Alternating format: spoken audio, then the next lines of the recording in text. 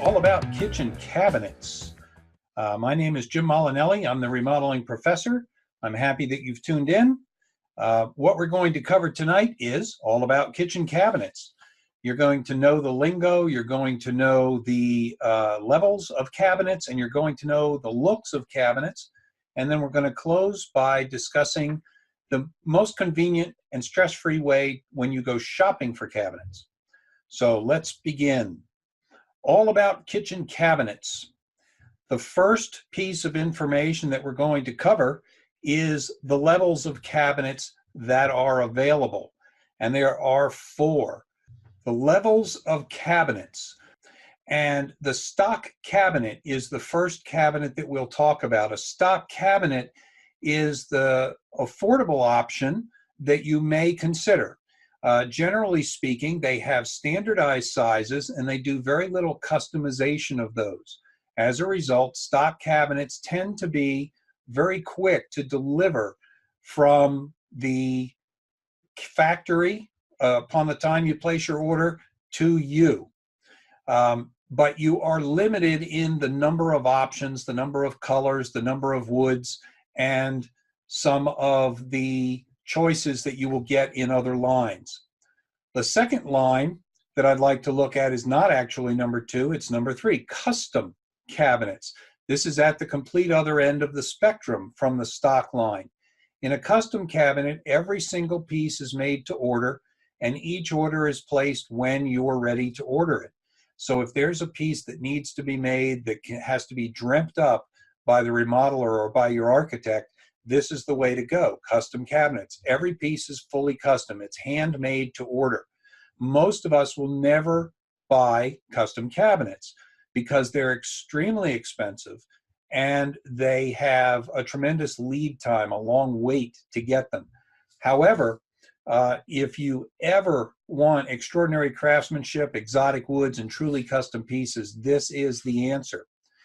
Now that we've covered both extremes, you'll see that semi-custom cabinets falls exactly in the middle. They have some standard sizes, and they do allow customization of those standard sizes. And in many cases, you can customize almost all the way to making a custom cabinet. So these 3 lines give anybody in any kitchen an opportunity to do what they want. Whether you want something that comes out of a catalog, whether you want something that comes out of a catalog but can be easily customized by you and the dealer, or whether you want something exotic and extraordinary. There is a 4th grade of cabinets that I'll mention. It's one that you should never use and hopefully won't come in contact with now that you're a homeowner, and that's a builder grade cabinet. It's a level of quality below stock lines, and I do not recommend it for anybody. The second piece of information that I want to get into is lingo. There's a lot of lingo in kitchen cabinets, and I'm going to take these in order that I believe they're important to understand, so that when you talk cabinets in a cabinet showroom or with a cabinet designer, a kitchen designer, or when you're shopping, you understand the nuances of these different pieces of information and lingo. So here we go. We're going to start with cabinet box construction. There are 2 kinds of cabinet box construction, and the 2 types of cabinet box construction are particle board and plywood. Particle board is chips and granules of wood that are pressed together with epoxies and glues and made into boards. They're very, very dimensionally stable and they're very strong. Plywood is layers of wood that is shaved off and they're put at cross angles, and it too is very strong and dimensionally stable. The plywood box is a stronger box and therefore a stronger cabinet than the particle board cabinet. The weakness of the particle board cabinet is that if it gets wet and stays wet, it gets weak in a hurry. Although they use glues that are somewhat impervious these days to water and liquids, that is one potential hazard, is if the cabinet comes in contact with a flood, it will start to break down quicker than a plywood cabinet will. So that's the one difference. Now, this is one of the things that when you go shopping for cabinets, salespeople will hound you about. Oh, you've got to buy the plywood cabinet upgrade. You've got to get the plywood box. It's so important. It's so strong. And again, it is stronger, but it is not critical. What's more important is the quality of the material that goes into the cabinets and the quality of the craftsmanship that goes into the cabinets and the features that you will pick that go into the cabinets. That's a more important thing. Now, when I talk about strength of cabinets a little bit later, I'll refer back to this, but that's the cabinet box construction, particle board and plywood. For the type of cabinets that we'll all be using in kitchens, those are the ones that are most prevalent. The second piece of lingo that you should get is the cabinet box type. And I'll go share and show you this one again because we've got that all set up. There are several types of cabinets. Framed cabinets and frameless cabinets. What you see here is called a face frame. This is a framed cabinet. The face frame sits on the front of the box of the cabinet. Okay, I'll show you another photos to further illustrate this. Here is a box that is frameless. It has no front to it, just the other 5 sides. On a framed box, there is literally a frame that goes all the way around the front of the box. This is made of solid wood and gives great rigidity and strength to the box. So even if the box itself is a particle board box, the face frame, which is made of solid wood, gives it extra rigidity and extra strength. So a framed cabinet is stronger than a frameless cabinet. So let's look at a frameless cabinet so you get a good idea what that is. Here again is a framed cabinet. You can see the frame going all the way around behind each door and around what will be the drawer or faceplate. That frame is what gives the whole box its strength. Now, a frameless cabinet, by contrast, you can see there is the box. The box just goes around and has nothing on front whatsoever. The drawer comes out flush. In this case, the rollout tray comes out flush. And you'll notice that the door, which is open here, attaches to the side of the cabinet itself. Whereas in the framed cabinet, the doors will attach to the frame and not to the box. So again, if this is not a plywood box, you don't have to screw into the side, so you're screwing into solid wood. So your door connection to a framed cabinet is much stronger than your door connection to a frameless cabinet, which simply screws into the side of the particle board box. Now, when you get these, you want your hinges to open at least 110 degrees, and that's so that this door can be fully open and any drawers and items can come out cleanly. So this is a frameless cabinet. The benefit of a frameless cabinet is that the drawer can be a little bit wider. If you look back at the framed cabinet, you see that the frame is about 1.5 inches thick. So the opening from this edge of the frame to this edge of the frame is a little bit narrower than the opening from this edge to this edge. So the manufacturer can put a slightly wider drawer in a frameless cabinet, so you get a tiny bit more storage. But I'll show you another feature that allows you to get a little bit more storage in your framed cabinets as well. So that's framed and frameless. Frameless cabinets can either be the cheapest of the cabinets, meaning the least expensive, the least costly, or they can be the most expensive. And I'll tell you the difference. The ones that are made inexpensively to go into schools and doctors' offices, there's a company out on the internet called Cab Parts to Go. They sell these things and manufacture them very inexpensively and ship them out everywhere.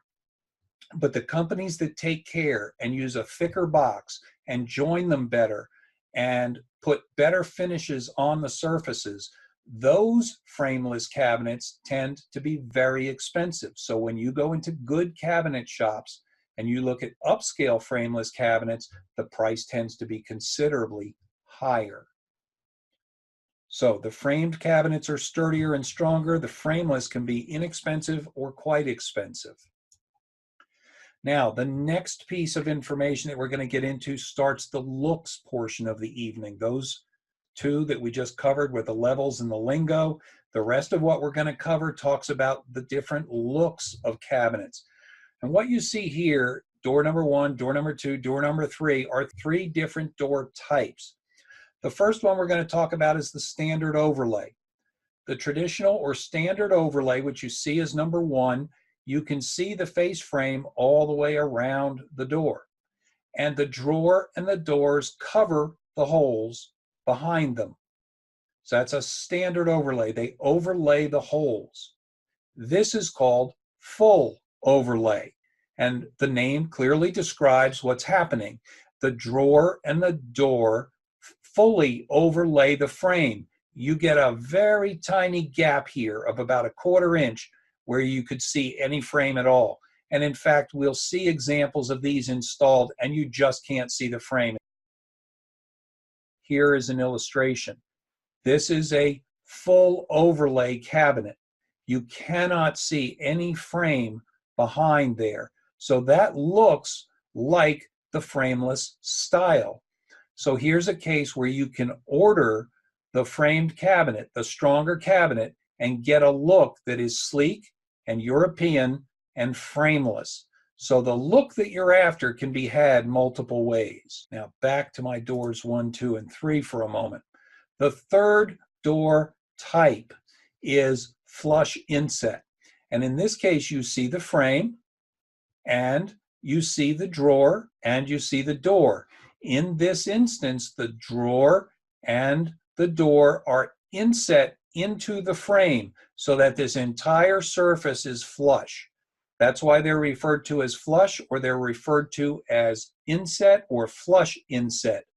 So when you go shopping, you'll want to note the distinction between styles that use a standard or traditional overlay, styles that use full overlay, and styles that use the flush inset.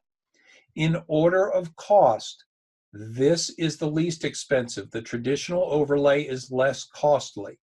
The full overlay is the next less costly option, and the flush inset is the most expensive option because the tolerances to get these doors to work and these drawers to work and to look right takes a lot more labor and a lot more human interaction, which drives the price up.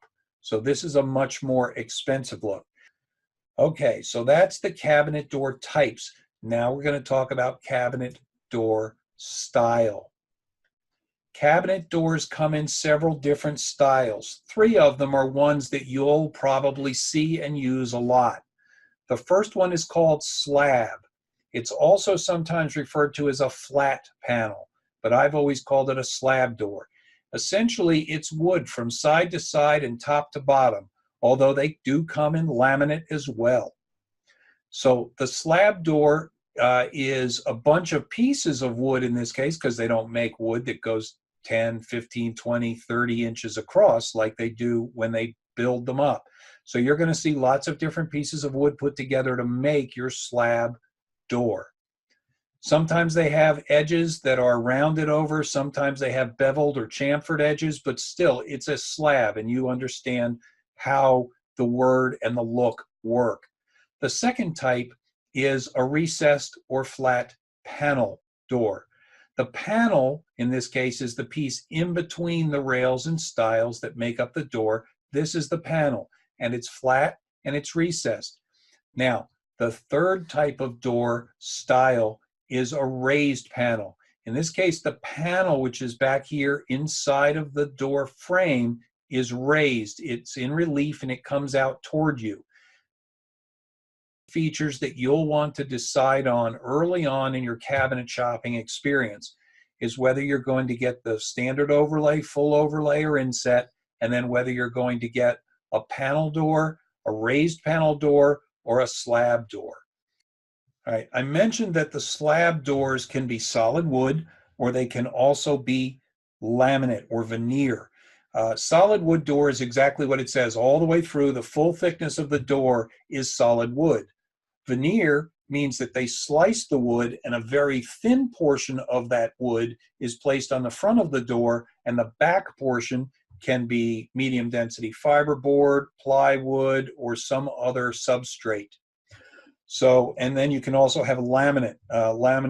You remember the brand names Formica and Wilson Art, and some of those, those plastics can actually go on the surface of cabinetry fronts and cabinetry doors, and so these doors can be laminate. That's cabinet door style. Now, I'd like to point out one other thing that you'll notice when you look at door styles. You see that they have a lot of different pieces of trim. Some of them have extra bevels and edges and double treatments or inset treatments. Those extra pieces of trim, the extra curves and edges, many of the cabinets have beveled and beaded edges and beaded insets and multiple pieces of trim in here in the door. These look great and they make the cabinet very distinctive. But each one of those additional pieces of trim and edging raise the price of the cabinet a little bit. And they have to do it on every door and every drawer. So you're going to pay more for a style that has more detail. So when you pick one, bear that in mind. The more detail there is, the little bit higher the price goes. Okay, now I'd like to talk about cabinet door materials. Cabinets can be made out of metal or plastic. However, those are usually used for storage in other areas of the home or commercially, and not typically in kitchens. We don't see very many plastic cabinets and metal cabinets, not anymore. We're going to see almost all wood-based cabinets in kitchens. So let's focus on that. Now, there are 4 that you could run across. One of them is laminate. I mentioned that they use plastic laminate on cabinets. And you might think, well, gee, laminate countertops are ugly and people are trying to replace them with more upscale tops. What about plastic laminate on cabinets? Well, I'll tell you what, I've done 2 upscale kitchens, and I mean big, expensive kitchens that use plastic laminate. And in both cases, they used it because they wanted to get a particular look. And laminates give you a lot more opportunity to do unique looks that you can't do in wood grain, you can't do it in stain, and you can't do it in paint, which are the limitations of the wood cabinets. So if you want to do something that's a bright purple, or a bold red, or a gold, or a silver, or a metallic, then laminates may be the answer. But for most of us, it'll be wood. So let's talk about those.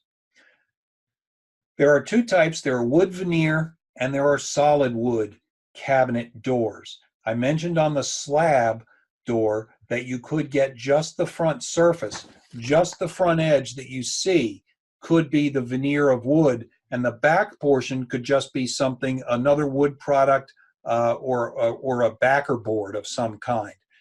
But the face frames of wood cabinets are always solid wood. So you're going to, if you use oak, you're going to get an oak face frame and an oak door. If you use maple, you're going to get a maple veneer or a maple door with a maple frame. There's one other type of cabinet. This door is what's called thermofoil, and so is this one. Thermofoil cabinets are a very, very thin foil, which is heat shrunk over top of a medium density fiberboard door. So you get the look of a raised panel door, or sometimes a flat panel door, but it's with a wipe clean foil over a press board, a medium density fiberboard. They come very, very cheap, and they come very, very expensive, just like laminate doors and laminate cabinets do. So I'm going to advise that unless you just absolutely fall in love with one when you see it, that you steer clear of these. The tendency is that the foil will peel over time, and if you go white with it, it will yellow over time. And a lot of those very expensive kitchens from the mid and late 90s did exactly that, and they've been remodeled again since. So that's the 4 types of cabinet door materials: laminate, which is a plastic, thermofoil, which is heat sealed and vacuum sealed over top of a fiber door, and then wood veneer and solid wood. Now, I'd like to talk about cabinet finishes. Let me lay them out for you right away. There are three basic finishes. There is paint, there is stain, and there is glaze. Paint, stain, glaze. Those are the three basic finishes that you're going to see on all cabinets. They do sell some cabinets unfinished or raw, but most of us who are buying cabinets for a remodel are not going to use a raw cabinet. We're looking for a cabinet that can be delivered and installed and doesn't need any additional work. So paint, stain, and glaze. Let's talk about those three. Paint is actually placed onto the surface of the door. It comes in any color you want and is typically a solid color. As a result, paint usually goes over very, very smooth woods like birch or maple. And those are two of the less costly wood doors and wood frame cabinets that you can buy. So a painted cabinet is going to come generally on birch or maple. Paint rides on the surface of the wood. It doesn't soak in.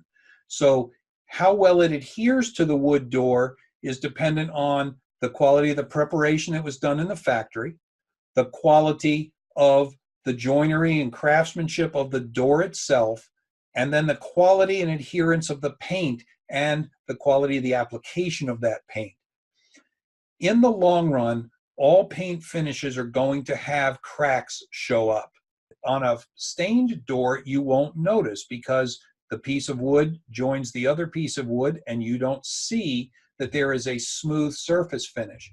But when paint, a perfectly painted door, cracks at the joints, then you will notice.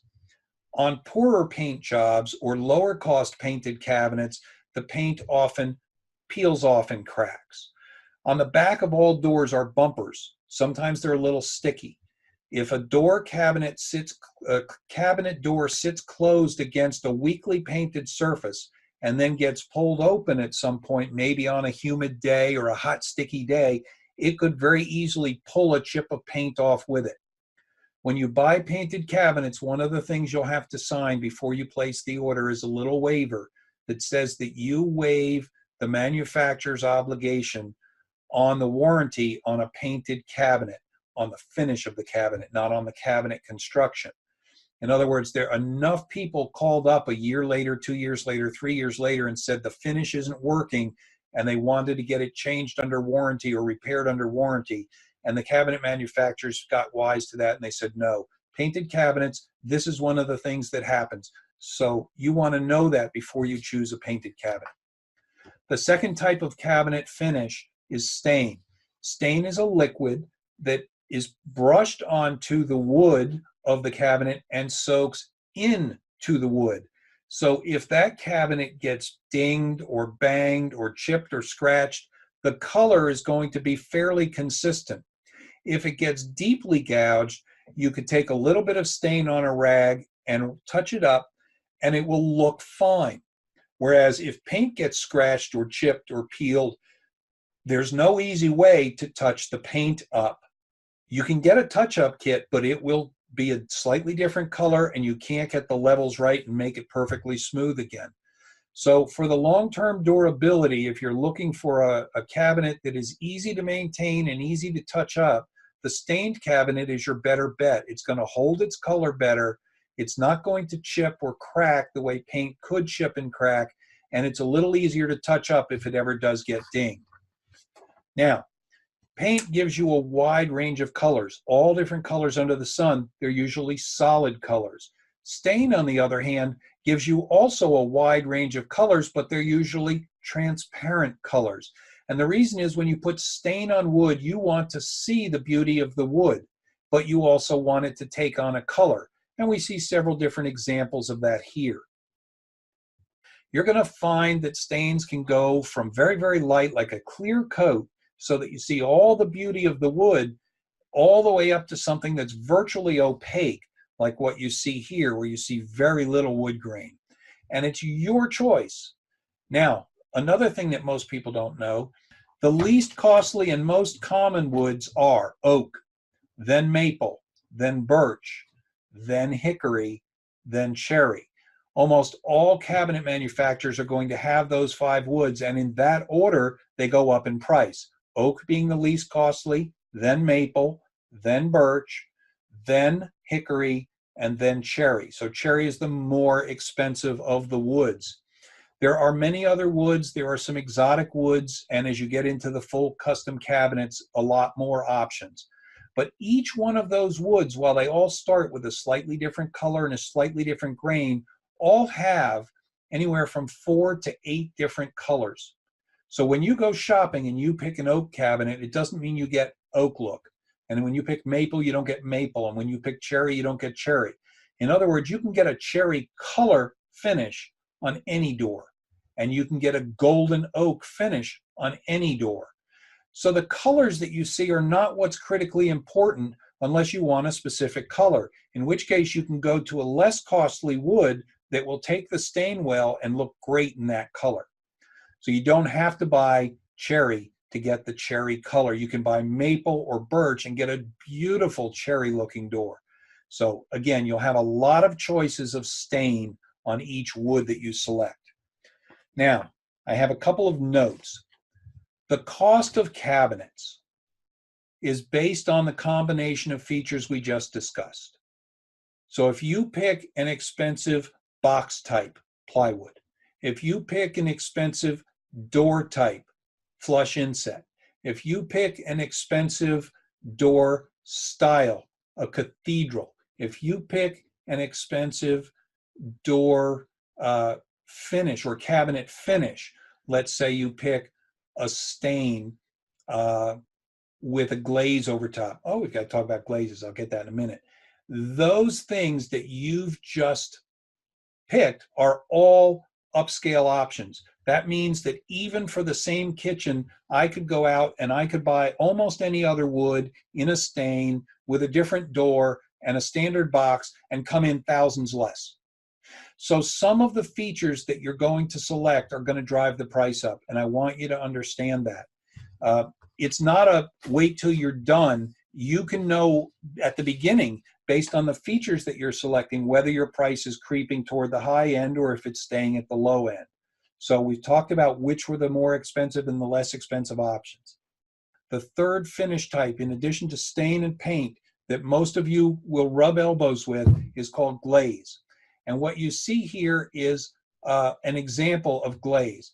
And what happens is when you have a cabinet that's got a lot of detail in it, a lot of edges, a lot of beading, the glaze is a painted on finish that goes on after the fact. And the glaze will actually be a highlight to the color of the door. If you have a light colored door, you go with a dark glaze to bring out that detail and those fine edges. And you can have a glaze in combination with stain, and you can have a glaze in combination with paint. So when you go shopping and you go look at cabinet doors, look for glazed doors and see how they look. You'll understand right away what they do. Now let me talk about the cost of glaze. It's not inexpensive. So on top of the cost of the stain or the paint, you then add a glazing cost. Some manufacturers are going to charge something between $25 and $60 per cabinet to glaze the cabinet. Some are going to charge 10 to 20% on the entire cabinet order. So it can be a very significant upcharge. So be sure that if you're going to do a glaze, that you have a strong budget and that you've picked a door style where the glaze will actually show it off to great advantage. All right. Now, as we wrap up, I'd like to talk about some features of cabinets that you'll want to consider. The first one that I'd like you to consider, get dovetail joined drawers.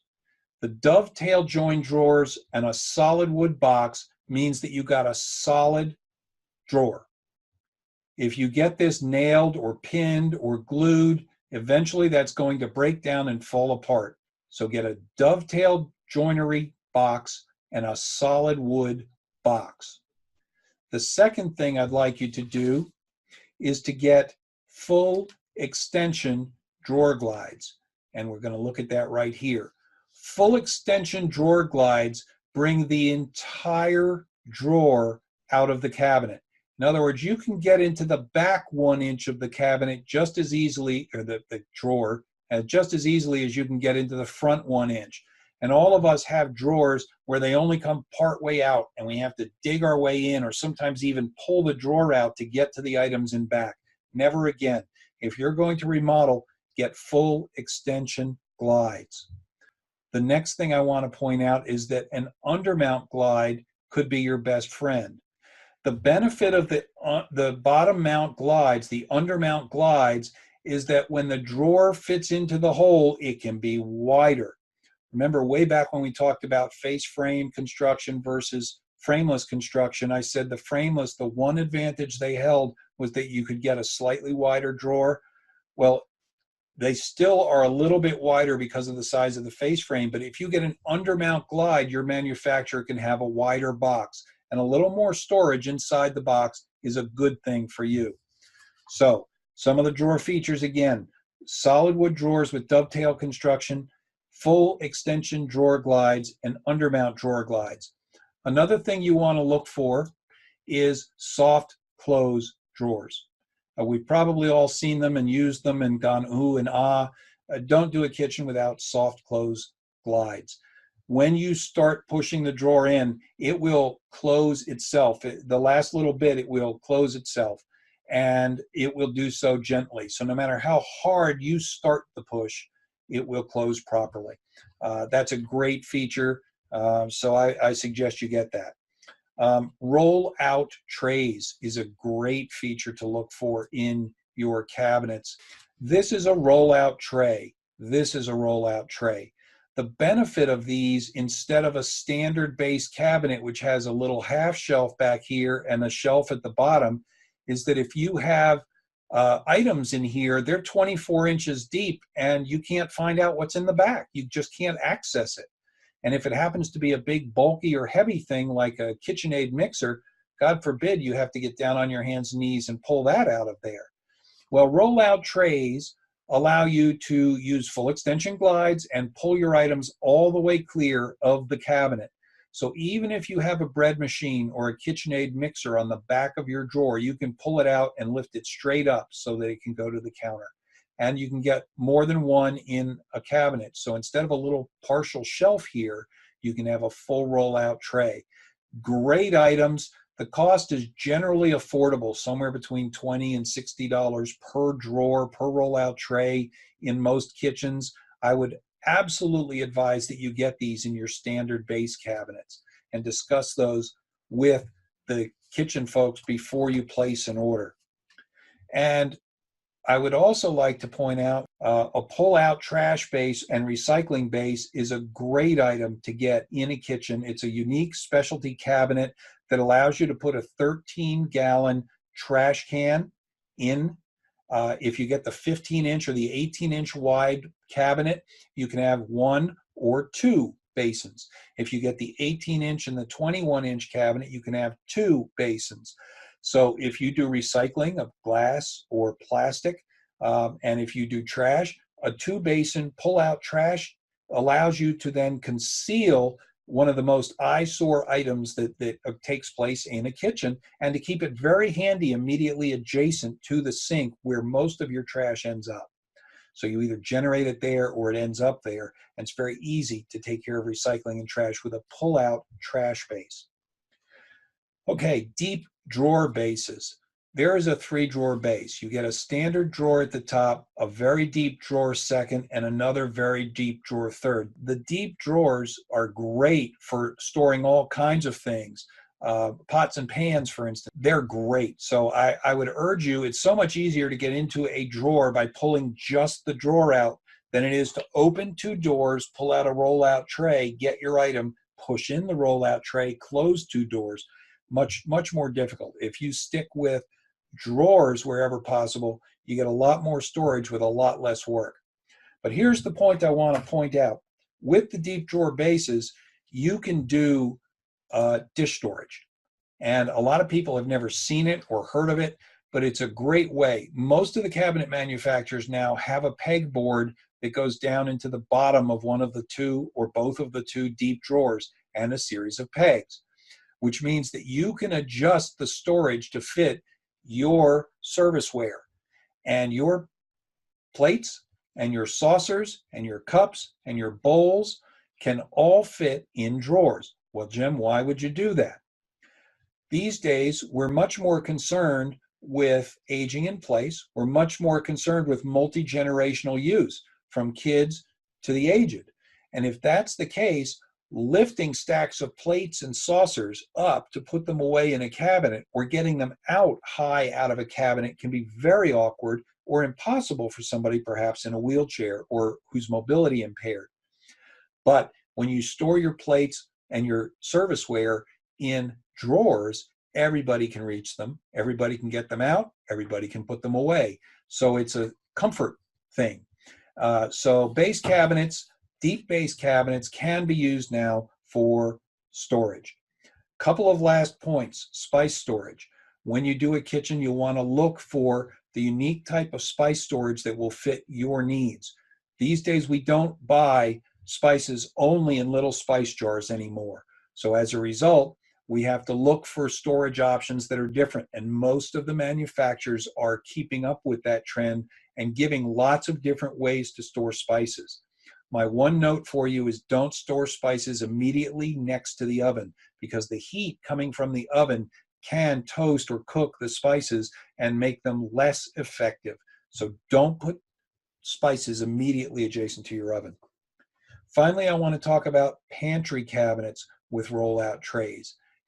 Here is an example of a tall pantry cabinet. 4 rollout trays are kind of a standard number. You can buy additional trays. Most manufacturers will sell them somewhere from 25 to 60 bucks. You can go and order an extra pack of 4 and then come out and put them in at any height you want. What I would suggest you do is something that is not done in this picture, and that is customize the heights of the different rollout trays in your pantry. You don't have to reach in for anything in the bottom of a pantry closet. Now you can actually access all 24 inches of depth, and you can customize the height of the shelf based on the height of the goods that are being stored. So where you're storing tall items, you have a big separation of shelf. Where you're storing thin or flat or small items, a small separation of shelves. So figure out what you're going to store, and you can get some extra rollout trays for your pantry cabinet. I'd like to talk to you last about how to shop for cabinets. What you don't do is you don't go to the cabinet store and start shopping. What you want to do when you shop is identify 4 factors. Whether it's going to be wood, pick me a species. So you tell me it's oak, or you tell me it's maple, or you tell me it's birch, or you tell me it's cherry, or you tell me it's whatever. All right. Then you tell me whether it's going to be painted or stained. So I have an understanding, because paint and stain are 2 different price points. Then you tell me whether it's going to be full overlay, standard overlay, or flush inset. And then you tell me, and style, full overlay or shaker, for instance. All right, yep. And with those 4 pieces of information, your architect, your designer, your kitchen designer, your remodeler can do a preliminary plan and send it off to the cabinet shop. All you have to do to learn whether you like those 4 items, what you like among those 4 items, is walk up and down the aisles of the shop. You can go to a cabinet shop, you can go to a big box, you can go to House, you can go to Pinterest, you can go anywhere you want and start looking at what you like. You'll notice right away whether it's wood or whether it's laminate. You'll notice right away whether it's painted or whether it's stained. You'll notice right away whether it's a flat panel door, a raised panel door, or a slab door. And you'll notice right away whether it's full overlay, standard overlay, or flush inset. Those 4 pieces of information give me, your architect, your designer, or your contractor the ability then to send a plan off to the vendor and get a price.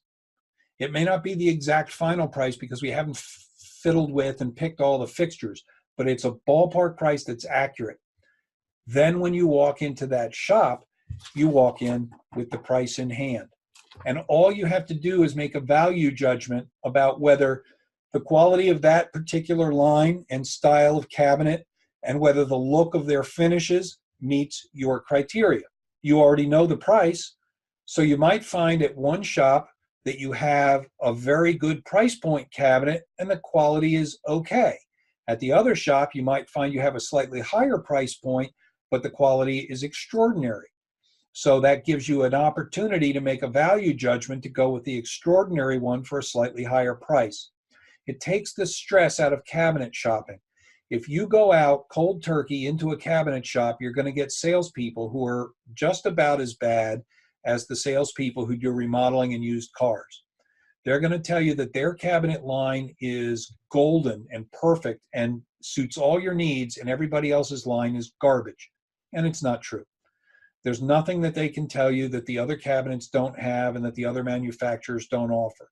There are over 400 different manufacturers of cabinets. They all make very similar things from identical materials. So don't be swayed by the salespeople. If you can give those basic pieces of information, then your people can help you get pricing in advance. And believe me, having pricing in advance makes buying cabinets a whole lot more simple. The last thing we're going to say tonight is this. The salespeople at every cabinet shop are going to tell you you've got to buy plywood boxes. Plywood boxes are so strong and so important, and you really need to buy the plywood boxes. No, you don't. You do not need to buy plywood boxes. Plywood boxes are strong. They keep a cabinet from going like this. But you know what else is strong? The wall. And they screw all cabinets to the wall. So if you get a well-constructed particle board box, a standard box, 75% of all the cabinets that are made in America are made that way. You're going to have it screwed to the wall. It's going to be perfectly strong. Plus they screw to one another, which is another reason that I like face-framed cabinets, because you screw through a solid wood frame and not through the side of a particle board cabinet. So I'm telling you, you don't need plywood. Why is plywood a good deal? When is plywood essential? Plywood is essential when there's an extremely heavy weight on the cabinet.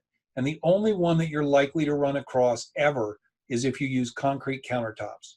Those are very, very heavy tops, and they need something that will hold a very heavy top. Buy plywood cabinets if you have a concrete top coming. If you have a standard granite or stone top or a laminate top or a top that's a plastic, a Corian or something like that, you don't need a plywood box. Another valuable addition that plywood boxes make is on the end of an island or the end of a peninsula, because when the cabinet is not screwed to the wall and it's holding a stone top, having a little bit stronger box makes sense. But here's what you can do. You place your order with the standard cabinet boxes, and you buy a plywood box at the end of your peninsula, and you buy a plywood box at the corner of your island. That gives it the strength that you're looking for. All the rest of the boxes on the interiors of Run can be standard boxes. So upgrade just a few cabinets at a per cabinet price rather than buy the entire order as an upgrade.